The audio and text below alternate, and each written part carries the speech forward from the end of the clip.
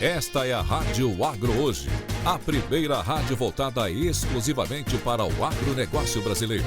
Você ouve a Rádio Agro Hoje pelo site radioagrohoje.com.br com o exclusivo Som HD, no seu smartphone ou tablet, através do aplicativo da Rádio Agro Hoje e em todas as plataformas digitais.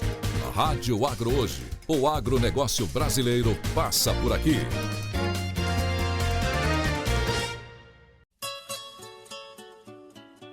Está entrando no ar, na Varanda com o Vila, aprendendo com quem já fez. Na apresentação, Francisco Vila.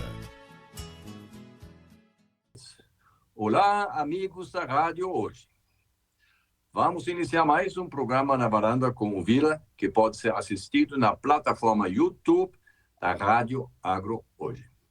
Costumamos conversar de uma forma menos formal com personalidades do agro que estão dispostos a compartilhar suas experiências e visões no nosso programa, pois o nosso lema é aprender com quem já fez. E hoje temos uma figura que já fez muita coisa, que vocês podem ver quando eu vou ler agora. Primeiro, dar um abraço para o Érico. Boa Tudo tarde, bem, meu caro? amigo.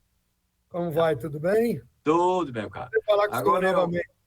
Eu vou tentar reduzir o seu currículo de 5 páginas para uma dose mais comestível de uma página. Então, quem é este senhor de Espírito Santo? Seguindo a evolução típica das famílias de imigrantes italianos, o Érico é hoje sucessor de segunda geração que opera em diversas atividades empresariais no estado de Espírito Santo. Além de uma vida ativa, coordenando os seus múltiplos negócios, o Érico dedica uma boa parte do seu tempo para diretorias e conselheiros de diversas entidades representativas do agro, uma função muito importante numa democracia. Assim, ele é presidente do Sindicato Rural de Pinheiros, lá no estado do Espírito Santo. Ele é vice-presidente da Associação de Irrigantes do Estado do Espírito Santo e tesoureiro da Federação da Agricultura do Estado, no contexto também do posicionamento do Estado dentro do Brasil inteiro. No entanto, com tarefas simultâneas, ele pediu o desligamento de outras atividades recentemente, que foi a Comissão Estadual e Nacional como Fruticultura e recentemente também ele pediu a saída do núcleo das relações internacionais da CNA. Uma perda para a CNA, porque vocês lá no Espírito Santo já estão com uma perna na Itália, então são semi-europeus, tá bom? Seu grupo de empresas Giza Agricultura trabalha há cerca de 40 anos na venda de defensivos e fertilizantes. Nas propriedades rurais da família, ele planta mamão, um produto importante daquela região, ele talvez vai poder falar sobre isso depois, e, naturalmente, café, além de continuar na pecuária, que muitas das propriedades rurais no Espírito Santo continuam a manter. Ou seja, ele tem um amplo leque de responsabilidades. Então, seja bem-vindo à nossa conversa na varanda, e vamos aprender com sua vasta experiência em diversos segmentos do agro. Obrigado, meu amigo. É sempre um prazer falar com o senhor. A gente fica lisonjeado e muito feliz. Só faltou o posto de gasolina. Nós temos um posto também de gasolina para trabalho. Não, primeiro o que falta é que você deveria ter oferecido, nós estamos na varanda aqui de uma forma informal, você no mínimo poderia ter oferecido uma tacinha de café, né? Mas pronto. Isso é verdade. Vai ficar para a próxima. Peço desculpas pelo meu equívoco, então, eu não poderia oferecer. Estou tomando só uma aguinha aqui só. Ah, tá bom. Sim, sim. Não, o café está ficando tão caro que talvez a água é a melhor solução. Não faz isso não, deixa o café subir de preço, que o produtor sofreu demais, nós vamos falar sobre isso. Tá bom, meu caro. Agora eu vou fazer umas perguntas para você, você tem toda a liberdade de responder de forma e do tempo que você precisa. Então, seguindo a evolução típica das famílias de imigrantes italianos, lembra, os avós todos vieram para cá, todo mundo tinha 12 filhos, é impressionante. O Érico é hoje sucessor da segunda geração que opera em diversas atividades no estado do Espírito Santo. Então, conta um pouquinho da sua história como menino, depois como adolescente, depois na formação profissional e também como bom italiano. Espero que você já tenha começado a trabalhar com 4 anos de idade, né? Porque antigamente era assim. E conta um pouco lá da sua trajetória, por favor. Meu amigo, bom, é realmente típico italiano, né? Então, de típico italiano, é o que o senhor falou, né? A gente começou a trabalhar muito cedo, né? Eu sou nascido e criado em Pinheiros, né? Muito raro aqui. A gente continuar dentro do município que é nascido e criado, um município pequeno de 24 mil habitantes, mas um município muito pujante e empreendedor, né? Eu estudei minha vida inteira em escola pública, aqui dentro do município. Comecei a trabalhar novo, sim, 9, 10 anos, já ia para a propriedade, né? Com 11 anos já dirigia, já aprendeu a dirigir, porque tinha que se virar, né? E aqui na época, né, o meu pai começou como no cabo da enxada, né? O meu avô veio da Itália, né? Veio para Barra de Alfredo Chaves, aqui desceu no navio aqui no sul do estado e se casou com uma outra italiana, que é da família Piazzi, né? Que é Piazzi, mas pronuncia Piazzi.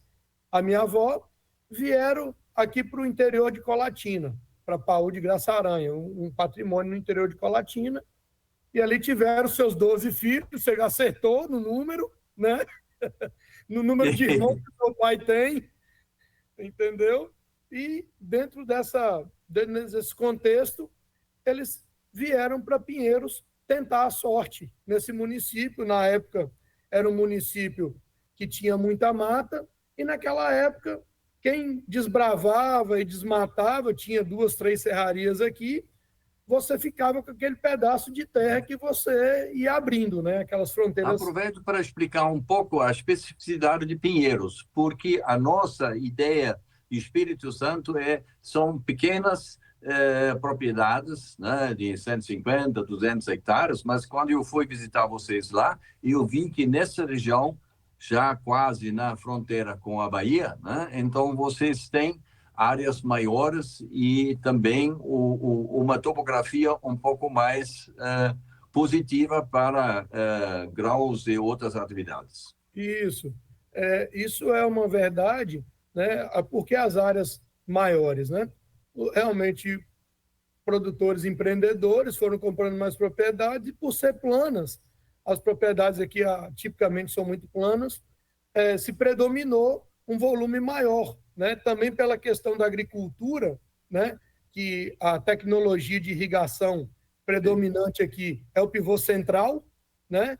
Então, hoje está se mudando a realidade, mas talvez 70% da agricultura do município são pivôs centrais. Sim. Então, essa é um equipamento altamente tecnificado e que te dá, só é possível em regiões muito planas, né? Se implantar esse tipo de irrigação.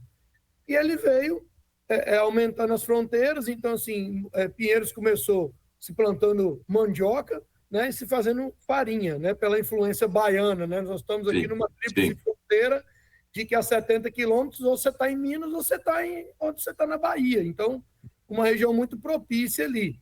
Então, se plantou muita farinha. Pinheiros chegou a se ter 60 fábricas de farinha, se eu tenho uma ideia da importância, né, do município. E aí, depois isso veio transformado para grãos, milho e feijão, especificamente. Então, aí se montou o primeiro pivô lá na década de 80, começou a se plantar grãos. Também foi um dos maiores produtores de grãos aqui da região, o município de Pinheiros. Milho, a cultura de milho e feijão. Só que com essa monocultura, vamos dizer, de repetidas vezes de milho e feijão, começou a se encadear muita doença e eles começaram a achar novas alternativas. E aí foi o primeiro mamão Formosa, né?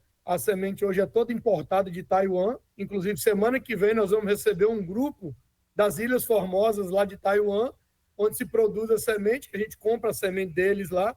Eles vão vir visitar o município depois de muitos anos. A gente compra, importa, todas importadas, a semente lá de Taiwan, o mamão formosa. O Havaí e depois de 20, 30 anos não deu para produzir aqui mesmo? Ou não, eles têm outras condições? Ainda não se conseguiu achar o híbrido que eles conseguem produzir lá, a semente que dá alta produtividade aqui. Só o híbrido deles até hoje tem N sementes de mamão no mercado. Só que tem muitos híbridos. O híbrido deles, inclusive se plantar a segunda geração deles, não se consegue a mesma produtividade que o híbrido deles. É impressionante. É impressionante como é que se detém isso. Então, comecei a trabalhar muito cedo. Meu pai colocou, era um núcleo familiar, vamos dizer assim, de 3 irmãos de uma sociedade e 3 irmãos em outra, né? Porque dos 12 irmãos, as irmãs se casaram, os maridos também mexem com a agricultura, né? Então, assim, veio se pulverizando a família, mas os 6 irmãos sempre foram muito unidos, mais os 6 irmãos, vamos dizer assim. Em forma de uma empresa constituída. Isso, e formaram um núcleo de sociedade de fazendas, de 3 sócios e 3 sócios, né? Por isso que o nome Giza.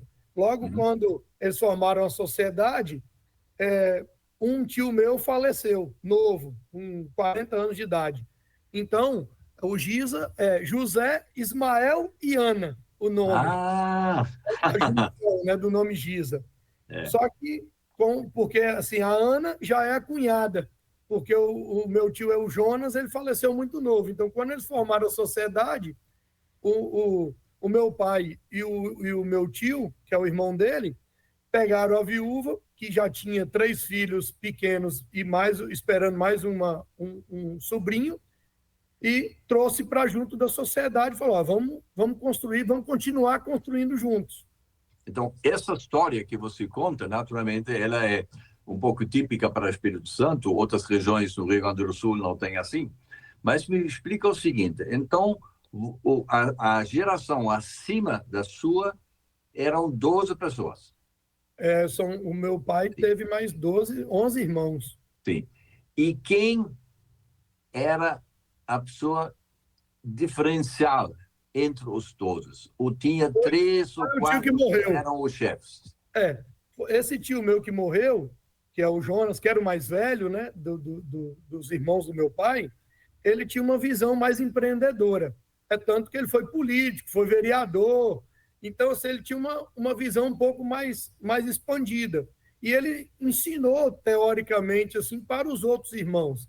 Então, dentro da sociedade, esses 6 irmãos ficaram mais unidos, trabalhando assim, olha, se a gente não se unir, nós vamos continuar, é melhor a gente se unir e passar menos fome do que a gente ficar espalhado e passar mais fome, né? Porque essa era a realidade, né? A realidade da família típica italiana, eles eram muito pobres, né? Então assim... Mas essa geração que você explicou, vocês lá, eles criaram a base patrimonial para a sua geração. Isso. Tudo que você está fazendo agora é fazer exercício em cima daquilo que Exatamente. A geração anterior fez. Colocaram as primeiras a fábrica de farinha, aí ganharam dinheiro, aí se subdividiram. Estou falando de 2 núcleos, né? Os cabeças, vamos dizer, os 6 sempre foram os mais cabeças da família. Então, juntaram 3 irmãos, que é o José, o Ismael, que é o meu pai, e aí, no caso, a Ana, né? E do outro núcleo agrícola, juntou o Juvenal, o Juarez e o Adalto. E formaram os 2 núcleos. E foram trabalhando e ganhando dinheiro dentro dessa sociedade. Lá na frente, eles tinham um sonho de comprar uma concessionária de automóveis. Sempre tiveram um sonho de ter uma concessionária. E, como nenhum dos 2 núcleos tinham dinheiro para comprar, eles juntaram 6 e compraram a primeira concessionária. Juntaram os 2 núcleos de negócio, venderam parte do patrimônio e compraram a primeira concessionária. E se juntaram de novo. Então, primeiro separaram em 2 grupos e então tinha um clima suficientemente pacífico, né? Eu agora, por exemplo, vou passar nos próximos 3 meses perto de Bolonha, na Itália, né? Então, conheço muito bem a Itália, vivi 1 ano lá e sei que eles, de vez em quando, são um pouco estressantes entre eles lá. Mas o que você me contou é uma coisa espetacular, né? Exemplar. A união deles, realmente, dos irmãos, é invejável. E a minha avó cultuava muito isso, que hoje, com o tempo, a família cresceu demais e foi se perdendo um pouco, foi a religiosidade. Eu digo que o que mais ajudou muito, minha avó, uma católica fervorosa, inclusive não deixou nenhum dos filhos dela entrar na maçonaria, porque realmente o católico tem isso na maçonaria, né? Então, não sei porquê, mas eu acho que é um mito, mas na época, esse católico fervoroso, então ela fazia a gente rezar o terço toda terça-feira, às 7h30 da noite. Tinha dia e tinha hora. Durante 30 anos, nós rezamos o terço em família, né? Juntava-se as famílias. Agora, realmente, de uns 2, 3 anos para cá, não veio se perdendo um pouco isso. Mas se juntavam para rezar o terço. A minha avó, quando era viva, cultuava muito isso. E isso eu via que realmente era uma união, que a gente brincava com isso tudo, porque juntava cada semana, começou a se juntar na casa de um irmão para se fazer essa reza do terço. Primeiro se rezava na minha avó, depois começaram a rezar em cada um. E aí foi se passando isso para os sobrinhos, para os irmãos, né? E a gente brincava que para repetir a nossa casa novamente demorava de 4 a 5 meses para repetir a mesma casa, de tanta casa, né? Que já... Para não perder os números. Então, a geração acima de você eram 11. Isso. Esses 11 tinham quantos filhos? Você, irmãos e primos? Hoje são mais de 80, mais ou menos. Eu acredito que entre nora, genro, sobrinho, neto e bisneto, nós já passamos do 100. Fácil. Uhum. Então aí, naturalmente, mas quem hoje faz o papel da sua avó, que reuniu todo mundo? Quem é o chefe social? É o irmão mais velho do meu pai, o Juvenal. Ele que faz Isso é porque ele é o irmão mais velho ou ele tem o maior perfil de personalidade? Você sabe, antigamente, toda a riqueza foi só para um filho. Eu tenho uma história muito interessante lá nos anos, lá na Idade Média, depois da Idade Média, também na França, né, no reinado, sempre o mais velho foi o primogênito, ele foi o sucessor do rei, né? E independente se ele era capaz ou não era capaz, né? E tinha um menino que era o quinto menos velho, ele matou os 4 antes dele para ele finalmente ser o rei porque agora era primogênito porque os outros já morreram tudo, né? Então esta prática francesa estava menos nos países protestantes, mas mais nos países latinos, né? Como a Itália. Mas agora ficou impressionante saber que hoje já não tem mais isso aqui, então é mais por mérito e menos por idade, né? O que eu vejo disso tudo, né? Claro que a moral e o respeito, não só pela idade, mas da forma de condução que ele tem com a gente, que é muito, muito célere e muito consciente, né? Então, assim, o respeito que a gente tem, que o italiano tem pelo seu ascendente, né? Vamos dizer assim, eu considero o meu pai e os irmãos dele na mesma classificação de respeito. O que o meu pai fala, ou qualquer um tio meu fala comigo, tem o mesmo peso, sabe? Porque o meu avô veio teoricamente muito pobre.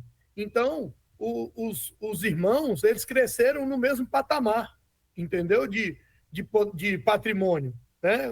Um ajudando sempre o outro. Então, por isso que essa união não tem essa disputa de quem é o sucessor, porque eles vieram sem nada, eles cresceram tudo junto, né?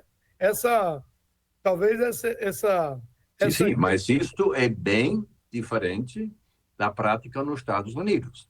Nos Estados Unidos, você vai lá e quem trabalha mais fica com mais, né? Então, vocês tinham mais uma visão de uma sociedade religiosa, né? Um é também responsável pelo outro e, em conjunto, talvez se ganha mais do que separado.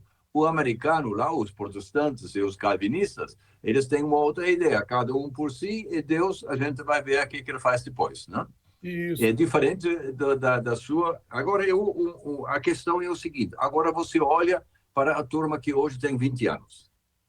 A gente sempre reclama, os jovens hoje são diferentes dos pais com 40, 50 anos e nem se compara com os avós. Se você for olhar para essas reuniões de 100 pessoas de família, né? E você está ouvindo, indo para o banheiro ou não sei o que a turma fala, eles ainda conseguem manter essa mesma unidade ou já é um pouco diferente? Não, é diferente. A minha geração, ela já é diferente, né?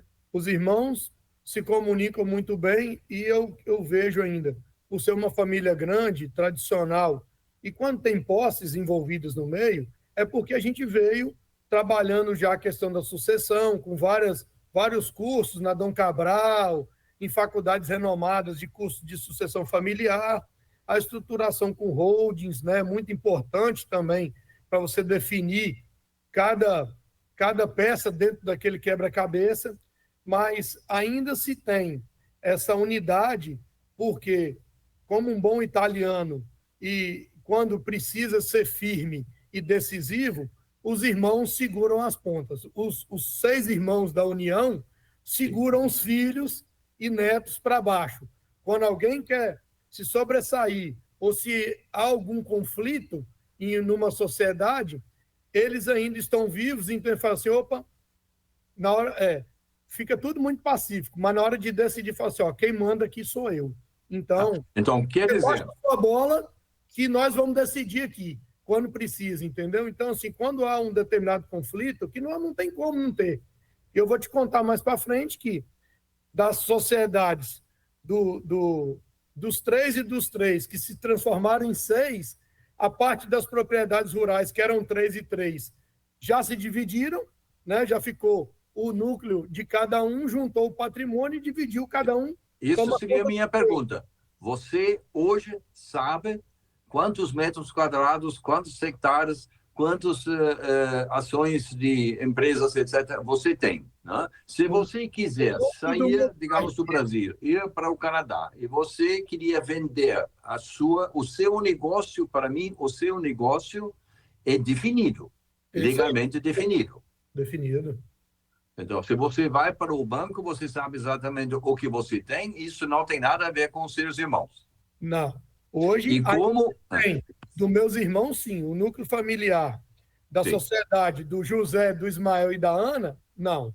Hoje é o Ismael, o núcleo familiar do Ismael, da Estela, que é a minha mãe, e dos meus 2 irmãos mais, o meu pai tem 3 filhos. Sim. 2 homens e uma menina. Então, dentro desse núcleo, ainda nós estamos formando a nossa holding, mas a holding estrutural dos 6 já existia lá atrás. E, terminando o assunto do núcleo familiar do Ismael, dentro dessas concessionárias, eles montaram lá mais de 30 concessionárias de 9 marcas diferentes, e agora, em 2022, o meu pai resolveu sair da sociedade dos irmãos. Então, foi o primeiro que, dos 6 irmãos que o meu pai... Nós temos sociedades em comum. Tem financeira, que eles são 6 irmãos juntos. Tem a Placas do Brasil, que é uma indústria de MDF, que nós temos participação, tem mais sócios, mas eles têm... Cada um tem sua participação. Então, assim, as participações já são definidas. Eles têm alguns negócios em sociedade.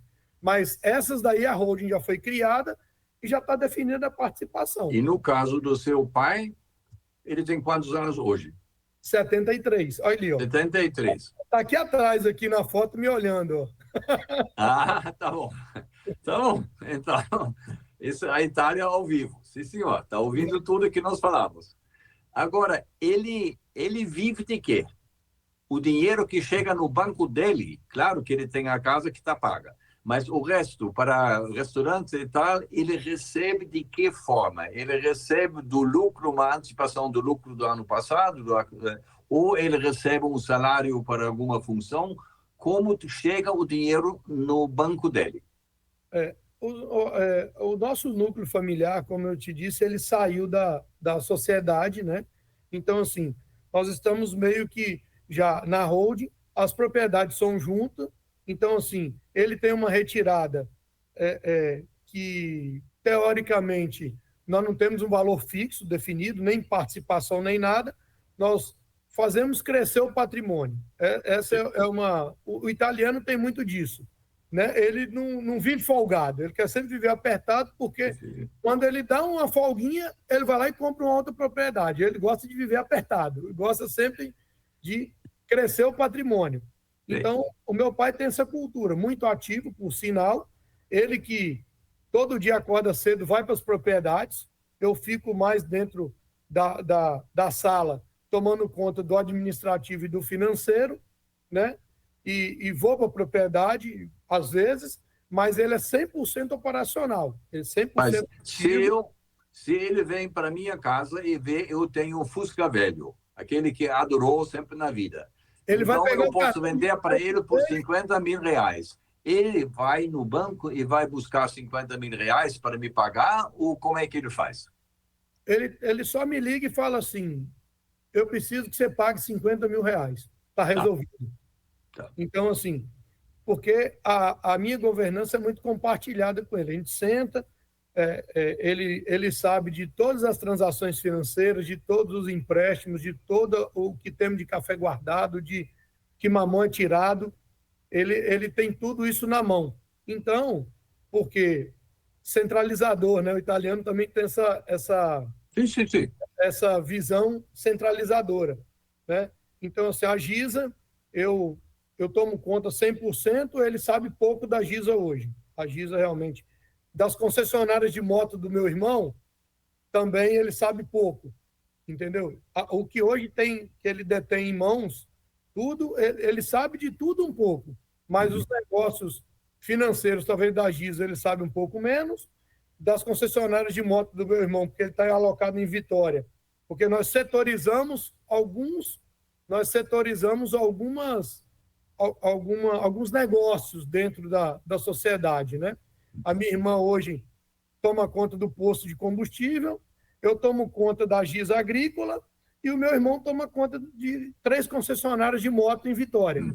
Né? Então se amanhã você pegar o avião para me visitar aqui em São Paulo e o avião não chega aqui e você não volta mais para Espírito Santo, no dia seguinte, todo mundo está triste, mas não vai ter problema nem jurídico, nem financeiro, nem emocional. É isso que é a minha leitura daquele que você fala. Ou acha que não é tanto assim? Não, ainda não é assim. Está terminando de se construir a holding familiar, né, se subdividindo para ser assim. A partir do momento que já tem muita coisa definida, faltam alguns detalhes ainda. Falta, na verdade, só a propriedade rural para ser definida. As outras coisas estão praticamente todas definidas dentro da sociedade. Se eu faltar hoje, entendeu? Só a propriedade rural que ainda falta a pincelada final. O resto dos outros patrimônios já estão todos definidos, por cada um com sua participação. E se isso acontecer, então, nessa parte da propriedade rural, não vai tudo para seus filhos, vai para a comunidade, né? Isso. E de lá eles vão receber dentro das participações que tem, digamos, na holding, né? Sim, é porque, na verdade, a propriedade rural é a última que vai ser enquadrada na holding ainda. Então, está todas praticamente no nome do meu pai. Então, o que aconteceu hoje, a propriedade está no nome dele. Se eu faltar primeiro, a propriedade é em nome dele. Então, entendeu? Ele vai fazer essa divisão societária lá, de acordo, porque ainda ele detém do patrimônio. Se um dessa nova geração agora, com 25 anos, se formou, então teve um ano nos Estados Unidos, se fez mestrado e tudo bem, e volta, é um cara dinâmico, ele vai trabalhar para uma das empresas, né? Que você mencionou 3, 4 tipos de atividades. Quem define o salário? Essa é uma parte italiana complicada. Quem define o salário é o meu pai, o mais barato possível que ele puder pagar. Né? O italiano tem essa questão de Sim, mas o filho vai dizer, então, se você não me paga o que o mercado paga, eu vou trabalhar no mercado. Ele vai trabalhar no mercado. Ele e aí o velhinho aprende. Ele prefere... Não, então você vai trabalhar no mercado, então, e eu vou continuar construindo patrimônio. E aí, quando eu faltar, você pega seu patrimônio e pode fazer o que você quiser. Mas se ele voltar a brigar com seu pai, eles conseguiram num valor um pouco abaixo do mercado, mas tá bom, o menino, então, gosta também da família e tal. Se ele precisar de um carro, como ele faz? Ele vai ter que, como diz o outro, merecer, fazer por merecer. E fazer por merecer é realmente entrar dentro do negócio, conhecer do negócio e se envolver dentro daquilo, né? Meu pai é justo com essas coisas, sabe? Se um tem isso, o outro tem também a mesma questão, né? Mas realmente ele não gosta de dar muita colher de chá, né? Ele gosta, não, você vai ter que construir junto comigo para você pelo menos entender o negócio. Então, por que a terceira ou a quarta geração, né, a nossa segunda ou terceira geração, ela vem dando sucesso?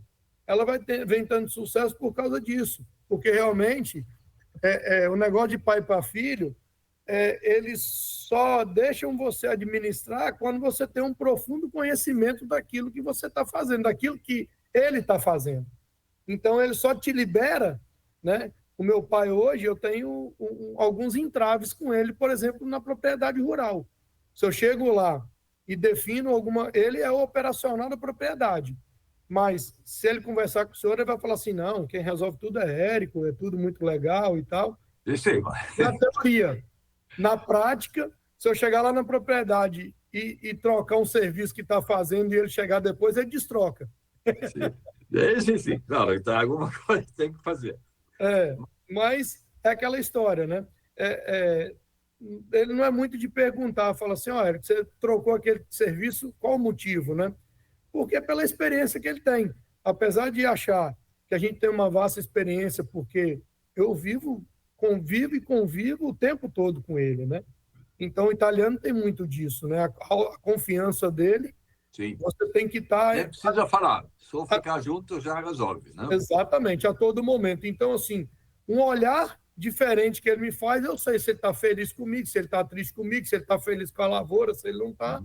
Então, eu aprendi a fazer essa leitura com ele, né? Tá. Agora, se você juntar todas as pessoas no casamento de alguém, então chegam lá 100 pessoas, só da família. Certo. Tá. Isso aí. Dessas 100 pessoas, quantos são gênios? Quantos são pessoas que não gostam de trabalhar? Porque sempre tem, como na população, né? Tem uns trabalhadores, tem uns gênios, tem uns que não se envolvem muito. Então, como a sociedade gerencia a diferenciação que os americanos chamam de por mérito, né? É difícil falar porque cada um tem uma atribuição diferente, cada um se destaca em alguma coisa, né? Porque o que pode ser, talvez, irrisório para mim é relevante para outro, né? Então é complicado você falar assim, tem esse ator aqui que é o bicão que vive sempre na aba dos outros, né? Até talvez o bicão que vive na aba dos outros ali, ele porque ele está à toa, ele vê uma oportunidade, porque o feeling dos mais velhos, mesmo à toa, né? Meu pai brinca muito com isso, né? Você fica à toa, mas não anda à toa, mas não fica à toa, né? Você está andando à toa, mas está prestando atenção no que está em volta, né? Que você pode aproveitar alguma coisa. Então, até aquele que está à toa ali, eu vejo que tem, de vez em quando, tem alguma sacada. Tem umas loucuras, tem, Não né? temos tempo para falar sobre isso, mas eu tenho experiência na indústria que essas pessoas que supostamente não fazem muito, às vezes eles aumentam a eficiência do grupo, não? Mas, por exemplo, agora, se você, por um motivo, se estressar com a família e pega a sua família e muda para Rio Grande do Sul, e se lá você ia fazer a mesma coisa no mesmo tipo de empresa que você está gerenciando agora, você ia ganhar mais porque você seria contratado como gerente, CEO, seja lá como quer. Você ganharia mais lá numa terceira entidade do que você tira do seu salário. Eu tenho quase certeza que eu ganharia mais trabalhando para os outros do que trabalhando para mim mesmo. Trabalhando no núcleo, né? Quer dizer, mas o que você recebe de menos, naturalmente, depois vai para o grande fundo e esse investe, assim, o grupo em si aumenta o seu valor de mercado, né? Sim. O meu pai ensinou muito isso para a gente, Francisco, porque você não se espelhe pelos outros que estão trabalhando menos que você, não. Vamos Sim. construir o patrimônio junto, porque chega lá na frente, vamos dizer assim, é um método de aprendizagem que você vai ter. Chega lá na frente, é claro, o salário é importante, o reconhecimento é muito importante, mas vai tudo para um bolo que talvez lá na frente vai ser dividido em parte igual. É aquela história assim, a meritocracia não existiu, porque você trabalhou mais, você se desgastou mais, você estressou mais, e chegou lá na frente você teve a mesma patrimonialmente falando, tem o mesmo percentual. Mas ele fala que a carga de conhecimento que você adquiriu para você continuar tocando aquele negócio não tem preço. Então, ele acha, e eu concordo com ele em parte, eu acho que a oportunidade que ele está me dando de estar do lado dele, de conseguir aproveitar toda a expertise dele, todo o conhecimento, toda a dificuldade que ele passou, e cortando o caminho de que eu posso... ali eu tenho até uma brincadeira ali que eu coloco ali na frase dele, né? Que ele fala comigo muito assim, você erraria menos se você perguntasse mais. Sim. Então, Tá vendo? Essa sabedoria dos séculos passados é enorme. Me diga uma coisa, você está no sindicato, você estava na CNA, você estava em um monte de coisas, você é alguém que também circula um pouco fora do raio de 50 quilômetros em torno de Pinheiros. sim. Você já conheceu uma vez, seja no Espírito Santo, seja em Minas, seja em outro lugar, um conjunto de família que você explicou agora nessa última meia hora, algo semelhante, ou você acha que isto é, primeiro, tipicamente italiano, depois, tipicamente do Espírito Santo e tipicamente das pessoas envolvidas nas suas 3 gerações? Você já conheceu outras, ou, por exemplo, na sua região de 50 quilômetros em volta da sua casa, tem uma outra família mais ou menos assim? Tem. Do nosso lado, tem a família Covre, que é italiana também, que é dessa forma. São 3 irmãos que trabalham, tem um patrimônio maior do que o nosso, só que ele tem um irmão centralizador, né? Que sempre foi o cabeça e os outros foram operacionais. Daquela história assim, aqui os irmãos do meu pai, eles se comunicam, se compartilham, se trocam um pouco das experiências. Os outros mais que trabalham e eles ficam na cabeça pensante. O grupo Águia Branca, por exemplo, da família Kiepe, do Estado, né?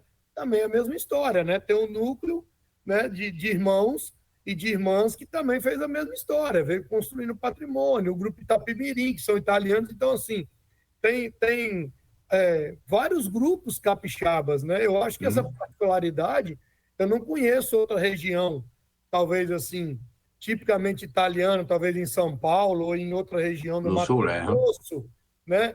Que a família tem uma família grande e talvez tão unida assim, né? Mas eu acho que é mais porque o pulso da minha família, dos irmãos do meu pai.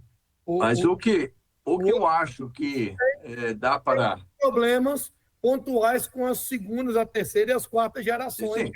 Não, tem, mas, por exemplo, tudo isso que você contou, que você disse tem um vizinho que tem um modelo semelhante, e tem outras famílias que você conhece. Então, todos eles, o seu pai certamente nunca contratou um consultor, porque é uma moda que só Não, surgiu nos últimos 20 anos. Então, ele, graças a Deus, não contratou, porque ele fez tudo certo, né? isso. Então, significa que foi tudo feito com a inteligência da casa, né? E é uma questão de inteligência, de responsabilidade, de religiosidade e de emocionalidade também. Então, se você junta tudo isso aqui, né, se eu, como consultor, via de fora, eu não podia compor o que vocês compuseram sozinho, né? Não posso dizer, no caso de Olete foi assim, então vocês têm que fazer assim também. Não vai funcionar. Só funcionou porque vocês têm essas 100 pessoas com os vários grupos e com as gerações, etc., né? E Então, com cada caso é respeito, um caso, né? e com respeito que eles cultuaram da gente como gerações posteriores a eles, né? Eles nos ensinaram que a gente tem que respeitar os mais velhos, independente de qual grau de parentesco for. Então, realmente, alguns que talvez saíram desse escopo, né? Realmente vou caminhar mais sozinho, ou dando a minha opinião e batendo de frente, realmente, assim, aí vai gerar animosidade. Aí não vai não, sabe? Aí vai se ter problemas, entendeu? A geração que for bater de frente com eles. O que a gente tem que ser é estratégico, né? A vida toda que nós fizemos, nós somos estratégicos. Nós ouvimos o que eles têm de experiência e aprimoramos para a nossa realidade. Eu acho que isso chama-se inteligência, né? A gente pegar a experiência deles e vamos atualizar a experiência deles. Eu acho que isso é o mais importante. Eu tenho problemas, às vezes, com meu irmão e com minha irmã, Sim, óbvio. que tem talvez o mesmo pensamento duro do meu pai, que às vezes não bate, às vezes vira a cara, briga, aí daqui a pouco volta, está de bem, mas porque tem o mesmo pensamento, vamos dizer assim, duro, né? O mesmo pensamento reto.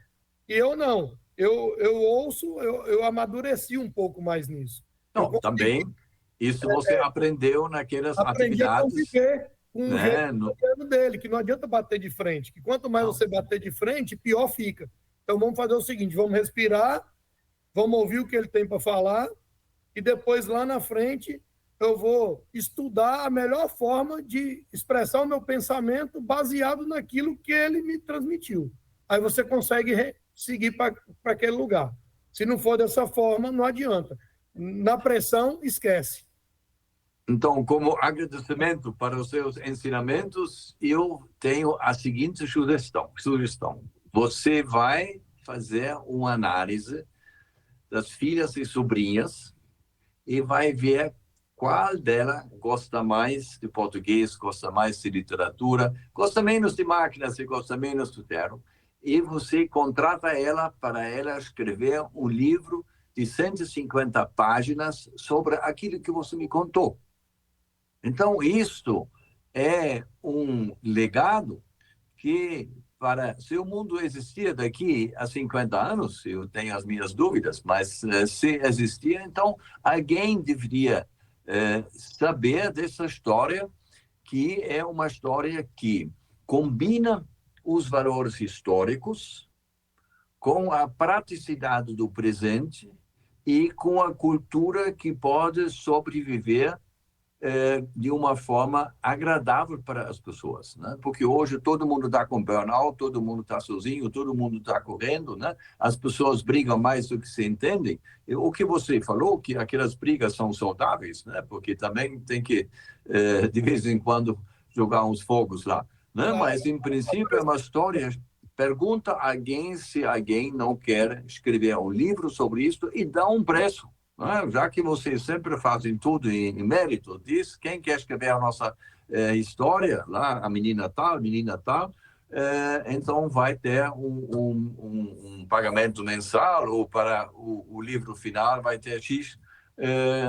Não deixa o seu pai fazer a negociação, porque não vai ser mais do que R$1.000, né? Isso é muito importante, né? E principalmente assim, eu tenho um filho de 12 anos, né? E eu procuro trazer ele para dentro do negócio já, né? Trazendo estudo na parte da manhã, Sim. na parte da tarde eu Claro. trago para a loja, para ir tomando pé e tomando corpo. Por quê? Pai, eu não gosto de agricultura, eu gosto de tecnologia, né? Eu gosto disso, daquilo. E eu tento trazer sempre para ele a evolução da agricultura na tecnologia, né? Então, eu falo com ele sempre assim, olha, a tecnologia está muito mais avançada hoje na agricultura, porque a agricultura não é ir lá queimar a cabeça no sol quente e dominar uma enxada para capinar, né? Hoje você tem N formas e você tem que trazer e ir mostrando sempre pelo lado do dom que aquela pessoa tem. Então, meu filho gosta de tecnologia, beleza, eu vou mostrar para ele drone, eu vou mostrar que a escavadeira, o cara trabalha lá no ar-condicionado, só no joystickzinho lá, a cadeira de café, que tem um piloto automático que colhe lá o tomate, você só fica lá dentro, você só manobra ela na carreira para lá e para cá. Então, você tem que ser um pouco inteligente porque se o nosso ramo é agricultura, se o nosso ramo é defensiva agrícola, tem que trazer ele para conhecer as tecnologias. Sim. E tem que mostrar quais são as outras opções. E se ele quer ser músico, deixa ele ser músico. Tecnológico que a agricultura pode proporcionar. Isso. Tá bom, meu caro. Então, como ficou combinado, você está me vendendo um café na varanda. Então, eu vou... Isso aí, amigo. Na próxima vez que eu vou para Espírito Santo, vou passar lá em Pinheiros e você se prepara, tem que ser um café muito bom. Isso, meu amigo. Será um prazer te receber novamente aqui no município de Pinheiros e espero vê-lo em breve. Tá bom, muito obrigado e um forte abraço. Abraço, meu amigo. Obrigado. Conectando você ao agronegócio, a rádio que ama